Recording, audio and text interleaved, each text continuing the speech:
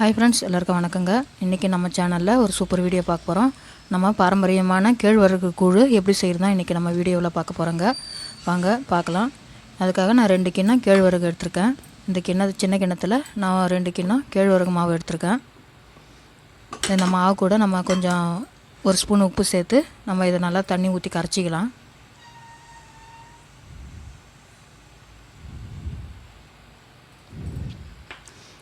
நம்ம மாவு புளிக்க வச்சு தாங்க நம்ம கேழ்வரகு கூழ் காசணும். இப்போ மொதல் நாள் நான் மாவை கரைச்சி வச்சுக்கிறேன். நல்லா நம்ம இட்லி மாவு பதத்துக்கு, தோசை மாவு பதத்துக்கு நம்ம மாவு நல்லா கெட்டி இல்லாமல் கரைச்சிக்கலாம்.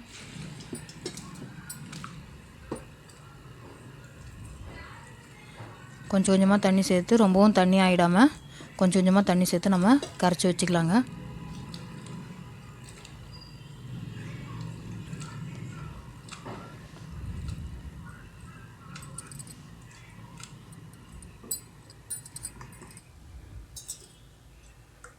பாருங்கள், இந்த பதத்துக்கு கேழ்வரகு மாவு கரைச்சி வச்சுக்கிட்டால் சரியாக இருக்கும்.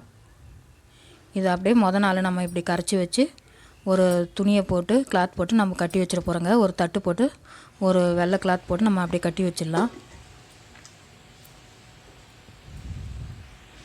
மொதல் நாள் ஈவினிங் நான் இந்த மாதிரி நான் கட்டி வச்சிடுறேன். மறுநாள் தான் நம்ம கூழ் காச போகிறோம். இது கிட்டத்தட்ட ஒரு 3 நாள் ப்ராசஸுங்க. இது நம்ம கூழ் குடிக்கிறதுக்கு. பாருங்கள், இது மறுநாள் நான் மாவு கரைச்சி வச்சு புளிச்சு வந்துருச்சு. இப்போ நம்ம மறுநாள் நாங்கள் கூழ் காச போகிறேன். 1 கப்பு ஒரு கிண்ணத்தில் நம்ம நொய் எடுத்துருக்கோம். நம்ம 2 கிண்ணம் நம்ம மாவு எடுத்துருந்தோம். இப்போ 1 கிண்ணம் நொய் எடுத்துக்கலாம். நம்ம புழுங்கலரிசி நொய் தாங்க எடுத்துருக்கேன். இதை நல்லா வாஷ் பண்ணிவிட்டு இப்போ இதை நம்ம நொய்யை வந்து கஞ்சியாக காசிக்கலாம்.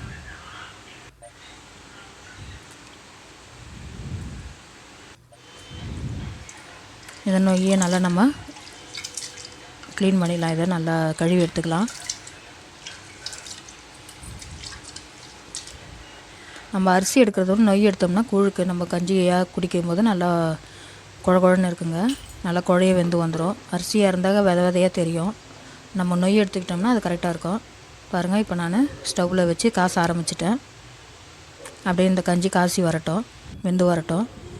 இப்போ பாருங்கள், நம்ம கட்டி வச்ச மாவு எந்த அளவுக்கு புளிச்சு வந்திருக்குன்னு பார்க்கலாம். பாருங்கள், நல்லா புளிச்சு வந்திருக்கு. ஒரு நாள் ஃபுல்லாக நம்ம கரைச்சி வச்சு ஒரு நாள் ஃபுல்லாக ஆகுது.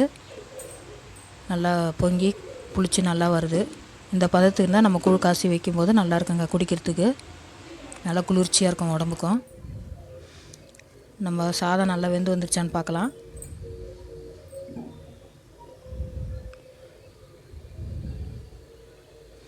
நம்ம பானையில் செய்யும்போது இன்னும் உடம்புக்கும் நல்லது, குளிர்ச்சியாகவும் இருக்குங்க. நம்ம கூழ் காசி வைக்கும்போது நம்ம பாரம்பரியமான பானையில் கூழ் காசுகிறோம். பாருங்கள், மாவு நம்ம கரைச்சி வச்ச மாவு ஊற்றியாச்சு. அரிசி வெந்து வந்துருச்சு கஞ்சி. இப்போ நல்லா நம்ம கைவிடாமல் கிண்டலாம். அப்போ தான் இது வந்து கட்டி தட்டாமல் நல்லா நமக்கு கூழ் ரெடியாகி வரும். நல்லா கிண்டுறதுல தாங்க இருக்குது. நான் வந்து கட்டைய கரண்டி தான் எடுத்திருக்கேன். அது காம்பு பகுதியை வச்சு நான் நல்லா கிண்டிக்கிறேன். நல்லா கெட்டிப்படாமல் நம்ம கிண்டிக்கிட்டே இருக்கணும். கிண்டிக்கிட்டே இருந்தால் தான் நமக்கு வந்து அடி பிடிக்காமையும் இருக்கும். அதே நேரத்தில் நம்ம கெட்டியாக ஒரு பக்கம் ஒதுங்காமையும் இருக்கும். மாவு கெட்டி தட்டுச்சுனாக்கா அது அந்த மாவு வெந்து வேகாதுங்க. அதனால் நல்லா இந்த மாதிரி கிண்டிக்கிட்டே இருந்தால் தான் மாவு நல்லா ஃபுல்லாக வெந்து வரும்.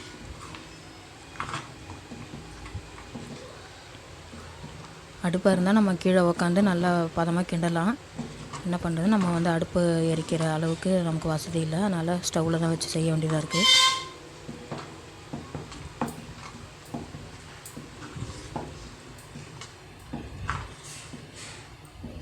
நம்ம அம்மா பாட்டிங்களாம் நல்லா அடுப்பில் எரிய வச்சு பானையில் வச்சு நல்லா பதமாக கிண்டுவாங்க. நம்ம எல்லாமே கேஸ் ஸ்டவ்வில் தான் பண்ணுற மாதிரி இருக்குங்க. பாருங்க, நல்லா இந்த மாதிரி அந்த நம்ம ஊற்றின அந்த கூழ் கேழ்வரகு மாவு நல்லா வெந்து வர வரைக்கும் இந்த மாதிரி கிண்டிக்கிட்டே இருக்கலாங்க. நல்லா வெந்து வருது. நல்லா கொப்புளிச்சு நல்லா வெந்து வருதுங்க. நல்லா வெந்து வருது பதம் வந்து நம்ம தண்ணி தொட்டு கையில் நம்ம அதை தொட்டு பார்க்கும்போது மாவு நம்ம கையில் ஒட்டாது. அதுதாங்க பதம், கூழ் வெந்துருச்சுன்னுட்டு. நல்லா நம்ம வந்து அடி பிடிக்காமல் இந்த மாதிரி கிளறி விட்டுக்கிட்டே இருக்கணுங்க. நம்ம கேழ்வரகு கூழ் வந்து உடம்புக்கும் நல்லது. நல்லா ஜீரண சக்தியும் கொடுக்கும்.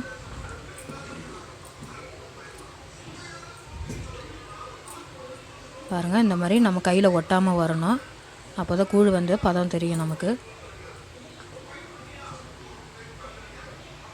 நல்லா வெந்து வந்துருச்சுங்க. இப்போ இறக்கி வச்சு ஒருக்க நல்லா கிண்டி விட்டுட்டு நல்லா நம்ம மூடி வைப்போம்.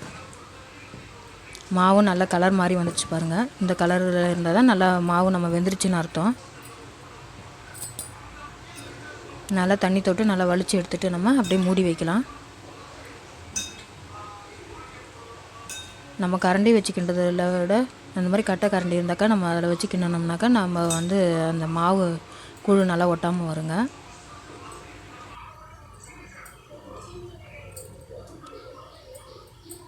மாவு கூழ் நல்லா நமக்கு வெந்து வந்துடுச்சு. இப்போ இப்படியே நம்ம ஓரம் தொடச்சி வச்சு இதை நம்ம அப்படியே ஓவர் நைட்டு மூடி வச்சிடலாம். காலையில் தாங்க கரைச்சாக்கா நல்லாயிருக்கும் கூழ். பாருங்கள், இப்போ காலையில் நம்ம திறந்து பார்க்குறோம், எப்படி இருக்குன்னு பார்க்கலாம். கூழ் பாருங்கள், நல்லா ஆறி கரெக்டாக பதமாக வெந்து வந்திருக்கு. நமக்கு கூழ் ரெடியாகி வந்திருக்கு. இப்போ அதை நம்ம தயிர் ஊற்றி நம்ம கரைச்சி எடுத்துக்க போகிறோம். பாருங்கள், தொட்டுக்கிறதுக்கு நான் சுண்டக்காய் வத்தல், மோர், மிளகா, அடுத்தது தயிர், பெரிய வெங்காயமும் நறுக்கி வச்சுருக்கேன், உப்பெல்லாம் எடுத்து வச்சுருக்கோம். இப்போ நம்ம கூழை ஒரு பாத்திரத்தில் போட்டு நம்ம கரைச்சி எடுத்துக்கலாம்.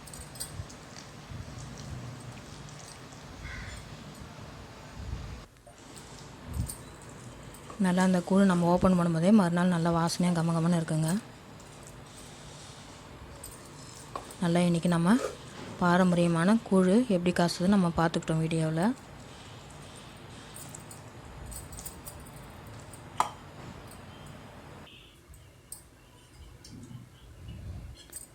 இது கூட நம்ம நல்லா கெட்டி தயிர் கொஞ்சம் போட்டு சால்ட்டு போட்டு நம்ம கரைச்சிக்கலாங்க.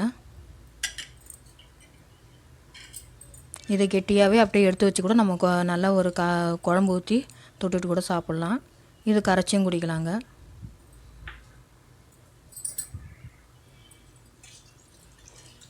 நல்லா ஒரு சொம்பு தாராளமாக தண்ணி ஊற்றி நல்லா நம்ம தண்ணியாக கரைச்சிக்குவோம்.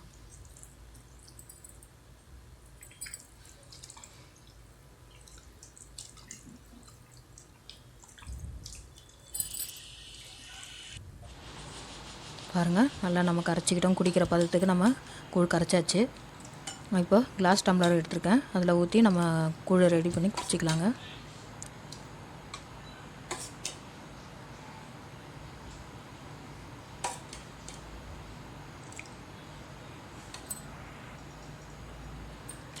இது கூட கொஞ்சமாக நம்ம மேலேயே கொஞ்சம் தயிர் கெட்டி தயிர் போட்டுக்கலாம். நம்ம பொடியாக நறுக்கி வச்ச வெங்காயமும் மேலே தூவிக்கலாங்க.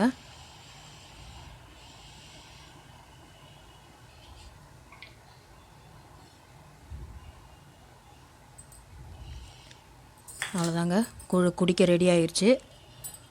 நல்லா சூப்பராக இன்றைக்கி நம்ம பாரம்பரியமான கேழ்வரகு கூழ் எப்படி காசுன்னு நம்ம வீடியோவில் பார்த்தாச்சுங்க. நல்லா மோர் மிளகா சுண்டக்காய் வத்தல் வச்சு நம்ம பாரம்பரியமான கூழ் இன்றைக்கி கேழ்வரகு கூழ் காசி நம்ம குடிக்க போகிறோம். வாங்க எல்லாம் கேழ்வரகு கூழ் குடிக்கலாம். நீங்களும் இது போல் வீட்டில் செஞ்சு எப்படி இருக்குன்னு கமெண்ட்டில் சொல்லுங்கள். கேழ்வரகு கூழ் காசு தெரியாதவங்க கூட நம்ம வீடியோ இப்போ சேனலில் பார்த்தீங்கன்னா தெரிஞ்சுக்கலாங்க. நம்ம சேனல் சப்ஸ்கிரைப் பண்ணுங்கள், லைக் பண்ணுங்கள், ஷேர் பண்ணுங்கள். இன்றைக்கி நம்ம சேனலில் சூப்பரான ஒரு கேழ்வரகு கூழ் எப்படி காசுதுன்னு நம்ம பார்த்தோங்க. நம்ம வீடியோ பிடிச்சிருந்தா லைக் பண்ணுங்கள், ஷேர் பண்ணுங்கள், சப்ஸ்கிரைப் பண்ணுங்கள் ஃப்ரெண்ட்ஸ். நல்லா சூப்பரான இன்றைக்கி கேழ்வரகு கூழ் நல்லா குழுன்னு சம்மருக்கு ரெடி ஆயிடுச்சு. தேங்க்யூ ஃபார் வாட்சிங்.